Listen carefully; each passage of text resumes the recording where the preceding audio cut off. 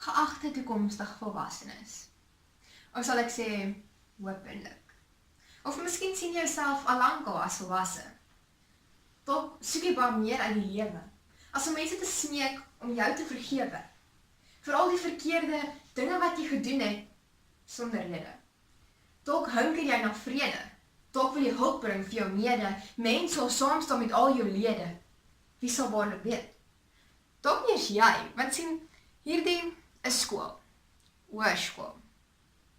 Daar buite wag die lewe op jou soos 'n wrede psigopaat wat homself verlekker met elke slag wat jy val, maar dit hang alles van jou af. Want sien, hierdie is skool. Hoërskool. En mense laat voel jy dalk nie so gevlei wanneer jy jou boeke kies oor hulle, jou toekoms kies oor wille, dinge wat vir jou niks beteken behalwe tydelike gewildheid en roem. Mense wat jou vriend noem vir niks wat jy is of doen, maar vir dit wat jy vir hulle kan bring of doen.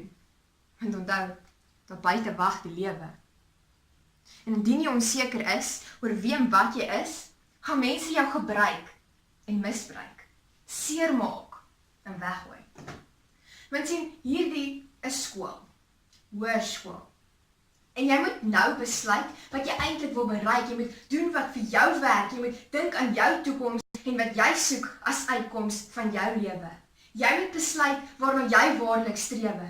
So wanneer daar die laaste vraestel voor jou lê, dink aan alles wat jy wil hê en sê wat jy weet jy moet sê deur te sit en te huiwer, gaan 'n beter toekoms stadig wegsyfer.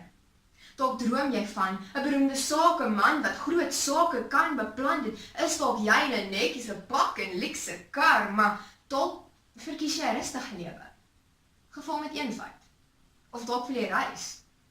Wie weet waarlik? Eintlik maar net jy. Maar wat ek wel weet is, sonder ambisie, bly dit slegs 'n illusie.